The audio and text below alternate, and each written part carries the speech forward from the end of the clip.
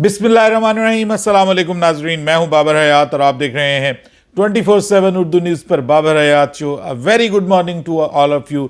आप जहां जहां मुझे देख रहे हैं, आप सब लोगों के लिए एक बहुत ही शानदार दिन की दुआओं के साथ आज के इस प्रोग्राम का आगाज़ करता हूं। और आगाज़ में मैं आपसे माजरत खा हूँ, बहुत ज़्यादा आपसे माफ़ी का खास्तगार हूँ।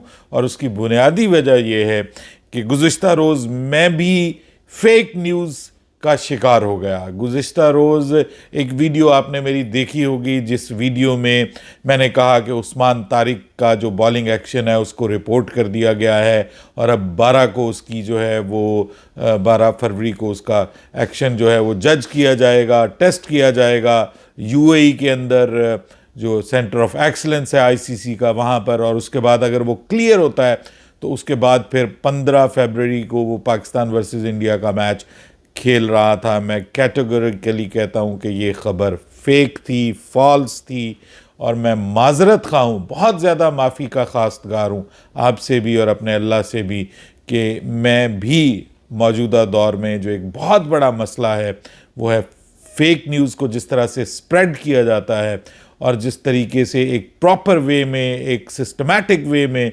उसको फैलाया जाता है, मैं भी उसका शिकार हो गया।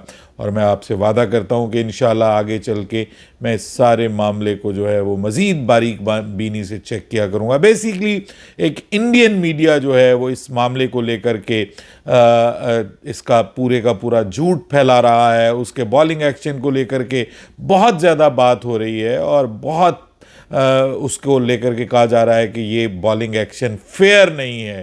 पहले ये कहा जा रहा था कि जी ये इसका उस्मान तारिक का जो बॉलिंग एक्शन है वो इल्लीगल है, लेकिन अब उसके ऊपर ये बात होती है कि वो फेयर नहीं है, ये अनफेयर है बैटर्स के लिए। लेकिन बहुत सारे बॉलर्स जो हैं वो अब उसकी हिमायत में निकले। खुद इंडिया में जो है वो आर एशवन जो है उसने इसके ऊपर बात की है कि भाई ये कैसे अनफेयर हो गया, कैसे उसका पॉज अनफेयर है, जबकि आप जो बल्लेबाज है उसको पूरी आज़ादी है कि वो राइट हैंडेड होके लेफ़्ट की तरफ शॉटें खेले, लेफ़्ट हैंडेड होके स्विच हिट करे और रिवर्स स्वीप करे, जबकि बग़ैर बताए बल्लेबाज को वो ये सब कुछ कर सकता है। लेकिन जो बॉलर है वो अगर उसके रिदम का एक हिस्सा बन जाए ये पॉज, और बल्लेबाज को पता है कि ये पॉज लेगा, तो मेरे ख्याल में ये अनफेयर कैसे हो सकता है। और इसके ऊपर आई थिंक सो और भी लोगों ने बात की है।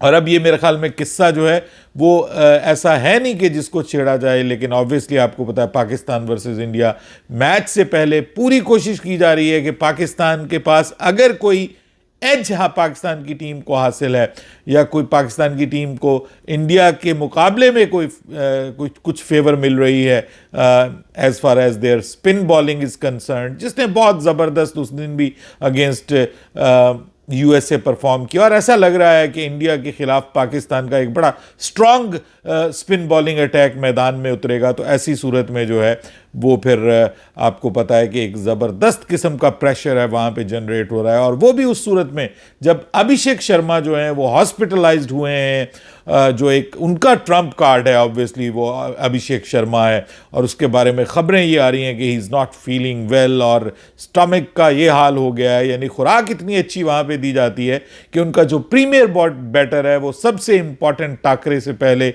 हॉस्पिटलाइज उसको होना पड़ा है, और उसका जो स्टमक का इशू है, जो इन्फेक्शन है, वो इस हद तक बढ़ गई कि अब वो हॉस्पिटलाइज्ड होना पड़ा उनका। बहरहाल उनके बारे में ख़बर यही है कि मोस्ट प्रॉबेबली वो पाकिस्तान वर्सेस इंडिया टाकरा 15 को जो होने जा रहा है वो मिस कर सकते हैं। और उनकी जगह कौन आ सकता है, तो उम्मीद ये जाहिर की जा रही है कि संजू सैमसन उनकी जगह शामिल किया जा सकता है, जो कि ऑब्वियसली एक ऑल्सो ही is a very dangerous batter Sanju Samson जो है। और मैं समझता हूँ कि अगर उसका दिन हो तो वो दुनिया की किसी भी टीम के खिलाफ आउटस्टैंडिंग परफॉर्मेंस दे सकता है और किसी भी टीम को टफ टाइम दे सकता है। दूसरी जानिब जसप्रीत बुमराह को लेकर के भी परेशान कुन खबरें हैं भारत के लिए। हालांकि आज उनका मैच है इंडिया का ऑब्वियसली नमीबिया के साथ, और आज बहुत कुछ जाहिर होने जा रहा है। क्या वो पाकिस्तान को मद्देनज़र रखते हुए एक एक्स्ट्रा स्पिनर खिलाएंगे, क्या जसप्रीत बुमराह खेलेंगे, और अगर वो नहीं खेलते तो उनकी जगह कौन खेलेगा, क्या एक एक्स्ट्रा स्पिनर का ऑप्शन देखा जाएगा, उनकी प्लेइंग 11 क्या होगी, ये बहुत सारी चीज़ें हैं। हालांकि दिल्ली के अंदर मैच है, लेकिन उसके बाद आपको पता है मैच के फ़ौरन बाद जो है वो टीम इंडिया ट्रैवल करेगी कोलंबो, और कोलंबो में फिर पाकिस्तान और भारत की टीमों के डेरे होंगे, और फिर मेरे और आपके दरमियान डिस्कशन होगी और हम बात करेंगे कि भाई 15 को क्या होने जा रहा है। सिवाय बारिश के सब कुछ काबिल कबूल है, लेकिन अगर बारिश हो गई, जो कि उस वक्त फोरकास्ट भी बताया जा रहा है, तो फिर सारे वो कहते हैं ना मज़ा किरकिरा हो जाएगा। और जो सब कुछ इस सब के दौरान में चला, जो कुछ होता रहा, Pakistan versus India versus BCCI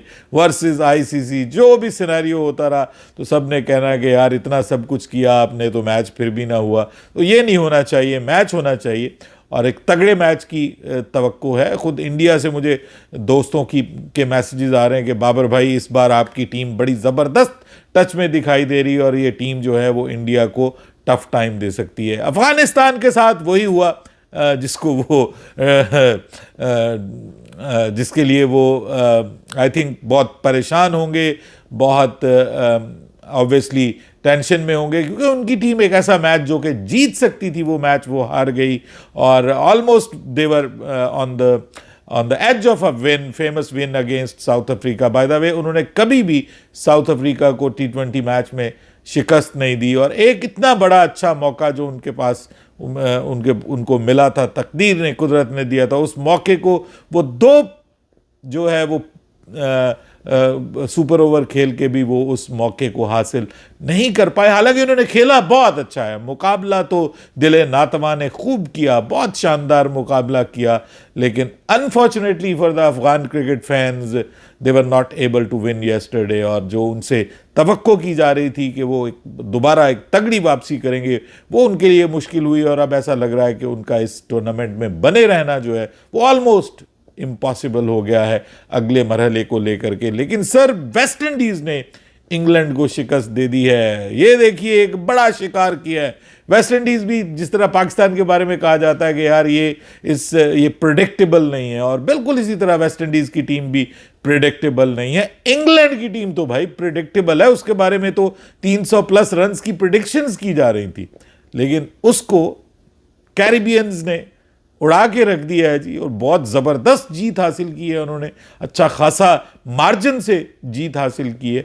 और मैं समझता हूं कि इस वर्ल्ड कप में बहुत सारी चीज़ें डिफरेंट होने जा रही हैं, ये जहन में रखिएगा। बहुत सी चीज़ें इस T20 वर्ल्ड कप में डिफरेंट होने जा रही हैं, और जिसमें ये देखिए कि पहली बार ऐसा हुआ है कि एक T20 वर्ल्ड कप में 2 सुपर ओवर हुए हों, ऐसा कभी नहीं हुआ एक जो है वो T20 वर्ल्ड कप में। सो इसलिए मैं समझता हूं कि ये T20 वर्ल्ड कप थोड़ा स्पेशल होने जा रहा है। पाकिस्तान के लिए इसमें क्या स्पेशल होने जा रहा है, इसके लिए अभी हमें इंतज़ार करना है, क्योंकि अभी हमें 2 दिन मज़ीद इंतज़ार करना है। फिर संडे को कैसा रहेगा संडे पड़ोसियों, ये या हम कहेंगे उनको कैसा रहा संडे पड़ोसियों, या फिर वो हमें कहेंगे। बहरहाल मुझे इस बार ऑब्वियसली कुछ बेहतर उम्मीद दिखाई दे रही है। मैं कुछ पॉजिटिव हूँ पाकिस्तान को लेकर के, और मुझे लग रहा है कि शायद पाकिस्तान इस बार वो कर जाए जो हम आप कह रहे हैं कि भाई आगा जी आपको जो है वो हमें ये मैच जो है वो हर सूरत देना है। पाकिस्तान सुपर लीग का, माफ़ कीजिएगा 1 मिनट के लिए ज़रा, एक तरफ वर्ल्ड कप की जो है वो गहमा गहमी है, और दूसरी जानिब इसी वर्ल्ड कप के बीच में हमने एक ऐसा काम किया कि जिसके बारे में हम बात कर रहे थे कि पहले भी कि यार ये वर्ल्ड कप के बीच में नहीं होना चाहिए। I am talking about auction Pakistan super league का, जिसमें बहुत से बड़े बड़े नाम खरीदे गए, जिसमें बहुत से बड़े बड़े नाम ऐसे हैं कि जो अनसोल्ड रह गए, और सभी टीमों ने दिल खोल के पैसा खर्च किया, और करोड़ों रुपए पाकिस्तान के प्लेयर्स जो हैं उनके ऊपर करोड़ों रुपए खर्च किए गए हैं। और ऑब्वियसली बाहर से भी बड़े बड़े नाम शामिल हुए हैं इस पाकिस्तान सुपर लीग का जो बड़े वाला जो नेक्स्ट मेगा सीज़न होने जा रहा है उसमें, और उसमें करोड़ों में ऑब्वियसली बात होगी। तो नसीम शाह को 8 करोड़ से ज़्यादा में ख़रीदा गया, उसके बाद हारिस रऊफ़ को 8 करोड़ से ज़्यादा में ख़रीदा गया, 8 करोड़ के करीब ही राउंड अबाउट जो है वो डेविड वार्नर को ख़रीदा गया, फिर एडम ज़ैम्पा को ख़रीदा गया, फिर चैपमैन को 8 करोड़ में ख़रीदा गया, फिर 8 करोड़ के करीब, और उसी तरह डैरल मिचेल को ख़रीदा गया। बड़े बड़े नाम जो हैं वो, एडम ज़ैम्पा को खैर उससे कम में ख़रीदा गया। मोहम्मद आमिर अनसोल्ड होते होते बचे। अचानक लोगों को याद आया कि भाई नहीं, मोहम्मद आमिर को भी T20 वर्ल्ड इसमें PSL में अभी होना चाहिए, अभी उनका कैरियर ख़राब नहीं हुआ, उनको ख़रीद लिया गया। रावलपिंडी की टीम ने काफ़ी ज़बरदस्त प्लेयर्स को ख़रीदा। नसीम शाह को रावलपिंडी की टीम ने ख़रीदा। इसी तरह लाहौर कलंदर्स ने काफ़ी टीमों को ख़रीदा। ख्वाजा मोहम्मद नाफे जो हैं वो भाई 6 करोड़ से ऊपर में बिके हैं, और बड़े ज़बरदस्त प्राइस में ख्वाजा मोहम्मद नाफे को ख़रीदा गया। फिर यंगस्टर्स में जो है वो समीर मिन्हास को जो है वो इस्लामाबाद की टीम ने 1 करोड़ 90 लाख में तकरीबन ख़रीदा है। सो बड़े ज़बरदस्त किस्म के कई नाम जो हैं वो हिस्सा बने हैं इस पाकिस्तान सुपर लीग का। आगा सलमान को कराची किंग्स ने ले लिया। Bye the way, Karachi Kings की टीम काफ़ी अच्छी और बेहतर टीम दिखाई दे रही है। इस बार उन्होंने अच्छी टीम सेलेक्ट की है। बाकी टीमें भी काफ़ी बेहतर दिखाई दे रही हैं, लेकिन अभी मतलब इस वक्त वो टाइम नहीं है कि हम PSL के ऊपर मैं इस वक्त इस वीडियो में इतनी ज़्यादा बात करूं, क्योंकि अभी आपको पता है कि T20 वर्ल्ड कप चल रहा है। लेकिन इसी बीच में हम एक वीडियो ज़रूर बनाएंगे कि जिसमें हम पाकिस्तान सुपर लीग में जो सभी टीमें हैं उनके ऊपर इक्का दुक्का करके हम बात करेंगे। आई थिंक सो वो पाकिस्तान सुपर लीग से पहले हम बात कर लेंगे तो ज़्यादा मुनासिब होगा कि कौन सी टीम जो है वो कितनी स्ट्रांग है, उसमें स्ट्रेंथ्स क्या हैं, वीकनेसेस क्या हैं। लेकिन यहाँ पर जो है वो अब सबको बेसब्री से पाकिस्तान वर्सेस इंडिया मैच का इंतज़ार है। बिल्कुल फेक थी वो न्यूज़ जो मैंने पहले भी आपसे जिक्र किया, और उसके लिए फिर एक बार आप सबसे और अल्लाह से मैं माफ़ी का खासगार हूँ। अपनी राय दीजिएगा कमेंट सेक्शन में। बाबर हयात को इजाज़त दीजिएगा। अल्लाह हाफ़िज़।